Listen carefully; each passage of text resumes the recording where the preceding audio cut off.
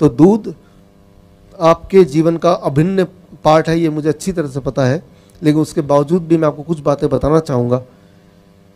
इंसान ही एक ऐसा जानवर है जो जीवन भर दूध पीता है। इंसान ही एक ऐसा जानवर है जो दूसरे जानवर का दूध पीता है। कोई और जानवर किसी और जानवर का दूध नहीं पीता है। आपने देखा होगा शेर गाय का शिकार करता है, कभी आपने देखा शेर ने गाय को पकड़ लिया, गाय का दूध पी रहा है? मैं ये बोलना चाह रहा हूं कि दूध एक नेचुरल फूड नहीं है। गॉड ने दूध बनाया है उस जानवर के बच्चे के लिए, आपके लिए नहीं बनाया है, उस जानवर के बच्चे के लिए। कई लोग बोलते हैं लेकिन डॉक्टर साहब गाय का दूध तो बड़ा न्यूट्रिशियस होता है। गाय का दूध न्यूट्रिशियस होता है लेकिन गाय के बछड़े के लिए भाई, आपके लिए नहीं। इसको जरा समझने की कोशिश कीजिए, क्योंकि हम सब बचपन से दूध पीते आए हैं, मैं भी उनमें शामिल हूं, इसलिए ये सारी बातें थोड़ा हजम होना मुश्किल है। क्योंकि कई बार लोग बोलते हैं मुझे, भाई दूध क्यों पीना चाहते हो, हड्डियां मजबूत होंगी। फिर मैं पूछता हूं हड्डियां कैसे मजबूत होंगी? कैल्शियम मिलता है। आप देखेंगे कि कोई एक अनपढ़ आदमी भी कैल्शियम मिलता है ये पता है उसको, वो कोई किताब में नहीं लिखा, वो टीवी में जो एडवर्टीजमेंट आता है उससे उसको पता है कि कैल्शियम मिलता है। तो इसका मैं जवाब देता हूं, कभी अपने गधे की हड्डी देखी आपने? क्या लगता है आपको, मजबूत है कि वो नरम खराब सा है? मजबूत। अच्छा, आपने गाय की हड्डी तो देखी होगी, वो हड्डी कैसी है? मजबूत। मजबूत है। अच्छा, हाथी की हड्डी के बारे में क्या ख्याल है? बहुत मजबूत। बहुत मजबूत है। तो क्या आपको लगता है कि गाय, हाथी, गधा वो भर भर के दूध पीता होगा और हड्डियों को मजबूत करता होगा? उनके हड्डियों में कैल्शियम कहां से आया? पत्तों से आया। आपके बॉडी में कैल्शियम कहां से आएगा? भाई वेजिटेबल से आएगा, पत्तों से आएगा।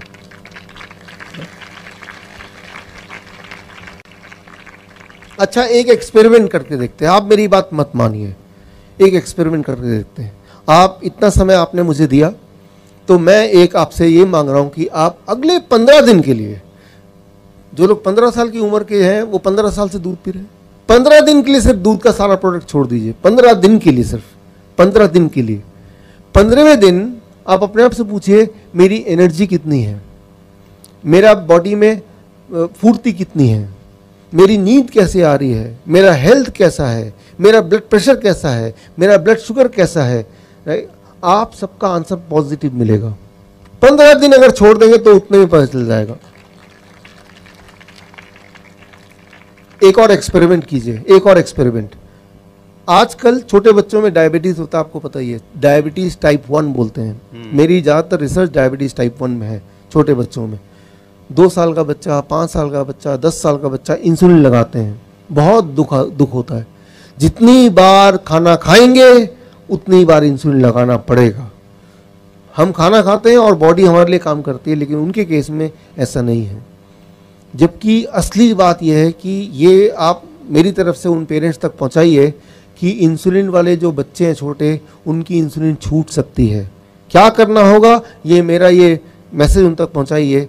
अगर उन लोगों ने बच्चों का दूध और दूध से बने वस्तु को बंद कर दिया तो पहले दिन से ही उनकी इंसुलिन की जरूरत 50% घट जाएगी, 50%। Thank you. मतलब ये कि अगर वो 30 यूनिट इंसुलिन देते हैं तब जाके ब्लड शुगर कंट्रोल में आता है, तो 30 की जगह 15 यूनिट ही देना पड़ेगा, और 15 यूनिट देने की जरूरत नहीं है। और अगर कहीं गलती से 15 यूनिट और दे दिया, उतना ही दे दिया, तो वो लो शुगर हो जाएगा, जो कि बहुत ही खतरनाक हो सकता है, किसी की मौत हो सकती है। इसीलिए उन पेरेंट्स को बोलना पड़ेगा कि देखिए भाई, बच्चे का दूध छुड़ाइए, लेकिन ध्यान रखिए आपको इंसुलिन भी आधी करनी पड़ सकती है, शुगर चेक करके ही इंसुलिन दीजिए, ऐसे मत दीजिए। तो इस बात से आप अनुमान लगा सकते हैं कितना ज़्यादा प्रभावशाली है दूध का छोड़ना। एक दिन में असर आता है, एक दिन में। मैं 1 महीना नहीं बोल रहा, 1 साल नहीं बोल रहा, एक दिन, 1 डे ओनली।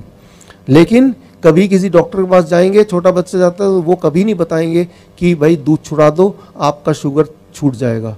वो बोलते हैं दूध डबल कर दो, इंसुलिन 4 गुना बढ़ा दो। राइट, तो आपको जान के हैरानी होगी, डायबिटीज के 10 पेशेंट में से हर तीसरा पेशेंट इंसुलिन लेता है। Every 3rd patient take insulin. और दुनिया में इंसुलिन बनाने की कितनी कंपनियां हैं? सिर्फ 3 कंपनियां, यूएस की, जर्मन की, 3। वो पूरे दुनिया के इंसुलिन को चला रहे हैं, 3 कंपनीज। 90% मार्केट उनके कब्जे में है। जरा सोचिए, अगर वो तीनों कंपनी एक दिन फैसला कर ले आज से हम इंसुलिन नहीं बनाएंगे, क्या होगा? जो लोग इंसुलिन लेते हैं उनका क्या होगा? दिमाग में बात आ रही है, वो तो मर जाएंगे। क्या आपको पता है अभी इंसुलिन लेने की वजह से कितनी % मौत है? कितने प्रतिशत लोग मरते हैं? 7%, 7%। मैं ये बोलना चाह रहा हूं यहां पे कि ये दवाई, ये इंसुलिन, ये सब की वजह से उन्हीं को फायदा होता है जो उसको बेच रहे हैं। जो लगा रहे हैं उनको कोई फायदा नहीं है, उनको नुकसान ही नुकसान है।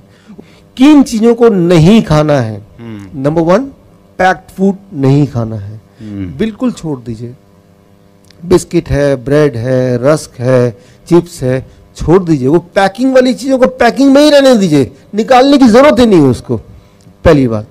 और इसके अलावा दूध और दूध के प्रोडक्ट, उसको नहीं छूना है। 15 दिन के लिए एक्सपेरिमेंट करके देख लीजिए, 15 डेज ट्रायल। 15 साल से आपने दूध पिया, 15 डेज ट्रायल। एनिमल फूड छोड़ दीजिए।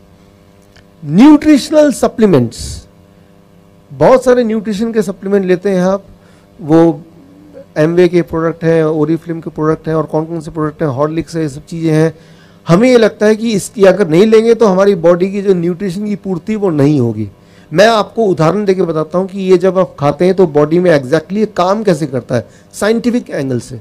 जब भी आप वो DIP डाइट यानी कि फ्रूट्स एंड वेजिटेबल जब खाते हैं, उसके अंदर का जो न्यूट्रिशन है उसका जो साइज है सेल्स के दरवाजे के साइज से बड़ा होता है।